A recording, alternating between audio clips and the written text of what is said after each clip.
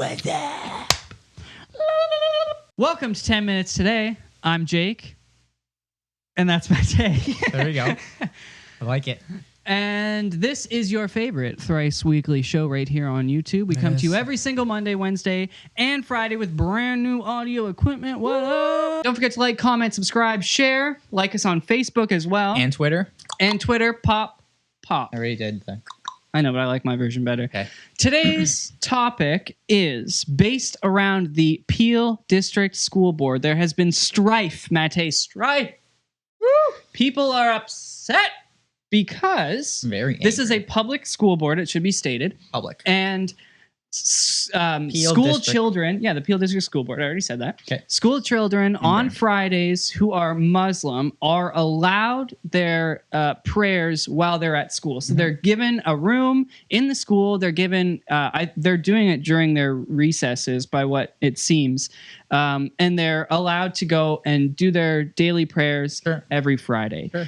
People are upset, man. Very angry mothers and fathers of children in their schools say that this is terrible. This is something that needs to be shared because these people don't understand what's going on. And I'm going to not use any foul language so that we can share this. There's a lot of misinformation about this entire thing as well. So we definitely need to clarify a lot of exactly what's going on. Yeah, so both of us on our own have done a fair bit of reading into this, why this came about, and what we think about this. So why don't you take it away with what happened? Why are we where we are, where people are... so the most recent thing was at a school board meeting, an individual ripped the Quran. Oh. Yeah, ripped it up I didn't see that and threw it on the ground and stomped on it and walked out. So how did we get to this point? Well, the mayor of Brampton, Linda Jeffrey, has permitted the Peel District School Board to permit Muslim-based prayer on schools on Fridays, as we had discussed, which actually isn't a new thing. It's not new. First of all, this has been going on for the last, I think it was a decade or potentially two. Yeah, it's not like this mayor initiated it. No. It's not like the mayor allowed it to happen. All of a sudden, they needed to make it a law, or for whatever reason. I can't remember the exact details, but for whatever reason, they had to actually write it in when before it was just understood. So that's why people think it's a new thing, but like I said, it's been going on for the last decade or two. The reason it came up was students wanted parents of Muslim children wanted their kids to have the right to write sermons during school hours. And this would take a little bit more time. So back in the fall, they were debating whether or not it was right for a public school board to allow a certain period of the day to specifically Muslim students to write sermons 1 day a week. Yeah, and one thing I want to touch base on there is actually, I have a note, public schools are actually required to accommodate religion under law currently, as long as, or I guess not as long as, but they're not required to spend any money to accommodate religions. Right. So if you're saying, okay, I need a rabbi in here to do whatever, no. And they're not allowed to teach religion. Yeah, exactly. They're not allowed to teach it. They're not allowed to fund any sort of religion, and but they are required to accommodate it. Yep. And just like Jehovah's Witnesses, they don't have to stand up for the national anthem. Sikh can wear their kirpan. Certain people that need certain dress codes, they can keep that. Like, it doesn't matter. They are very accommodating, and they have been always. Yep. So that's not the issue, and I think that's where people are mistaking what's going on here. So there's a group of people holding a protest. Actually, it would have happened already. Called the Canada First protest, which, first of all, is a super misleading name. I think the way people do that is just terrible. The way they name these protests, right? Because you can't say, "Oh no, I'm not Canada First." Like, you know what I mean? Right. Anyways, so the goal of the protest is to eradicate the promotion of religion within schools, such as the allowance of the Arabic prayers and sermons to be permitted on Fridays.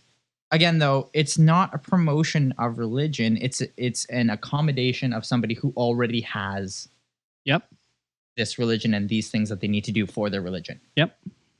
I don't see where the big deal is.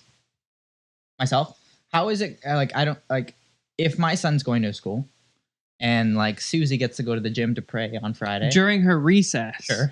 It's not even like it's not even during class. Okay, but time. even if it was during class, if Susie's leaving class to do her what prayer, does it matter? Like, you know what I mean? Like, how is that going to affect children? my child's education? First of all, right. If anything, it might enrich his education on what Susie's doing right over there in the gym. You know what I mean? Yep. Like, I don't know. I don't know.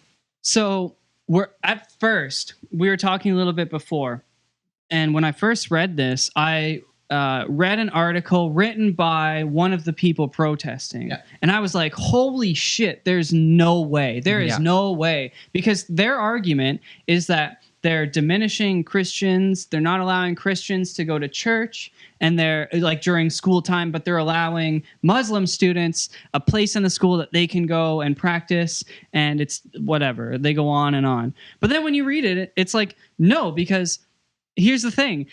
Muslims are required by their religion to practice their faith throughout the day. Christians are not. Yeah. And also, did a Christian ever go to the mayor and say, hey, can we have X amount of time throughout the day?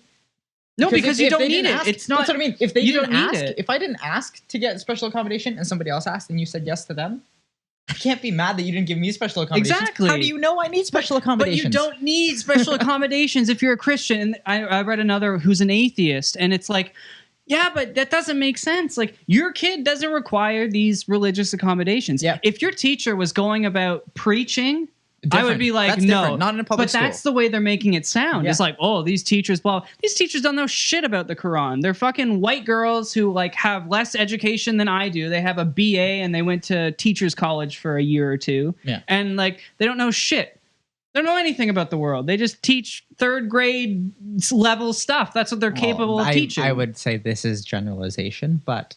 Well, I'm saying most teachers, like, especially elementary school teachers, like, they have a gift of dealing with children. I teach at the university level because I don't have a gift of dealing with children, but I understand mathematics. Sure. That's the way it works, right? But ultimately, I don't understand their argument when I really get into it, because it's like, first of all, they're just pissed because they don't like Muslims. Yeah. And then further to that, you had an individual who was running for mayor, and I had his name here, but whatever. The lady that did it is Linda Jeffrey, the mayor of Brampton. No. Oh. There's a former guy who was running for mayor of the city, and he offered $1,000 to a student who could record these students praying, in order to do who knows what with the video, create another hate video of look at what's happening in they even Canada. actually analyzed the prayers and sermons in Arabic that these people were doing, just because it wasn't against anybody's legal rights to do so. Yeah. And they found obviously there was nothing sketchy or hateful about it. Yeah. So it's a prayer. I don't. Yeah, relax, dude.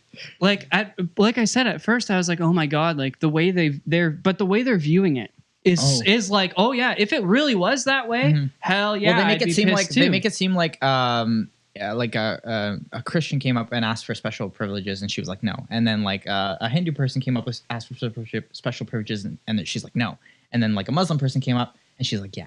That's what they make it seem like. It's spreading Islam. Like, no, it's not. The fact that there's a mosque down the road ain't spreading Islam. Yeah. Just like the fact there's a church on the other side of the street isn't spreading Christianity.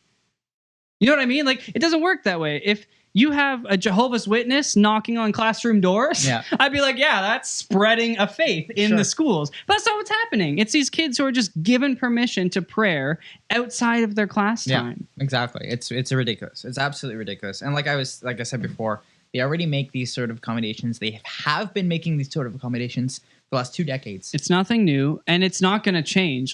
If you are so afraid of our culture changing, then there is a problem with our culture. That's what it comes down to, is if you are so frightened that all these people coming in are going to change the way that I view the world and my neighbors view the world, you need to take a look at yourself, because that is just as closed-minded as these extremists coming over. If you're afraid to ask questions... It's just as closed-minded. Not as bad, but it's just as closed-minded. If you're afraid to ask questions about your view, then it's not the You've right already view. lost. Yeah. you've already lost. If you're too frightened of what else exists, that you don't want your kid in the same building as someone who thinks differently than you, how is your child ever supposed to succeed in life? Yeah. How are you supposed to succeed as a parent? And that's all the time we have. That's it. Don't forget to like, comment, subscribe, share this video, like us on Facebook, and let us know what you think on Twitter. Come back every single Monday, Wednesday, and Friday, and have yourself a blessed day. Stay classy, San Diego.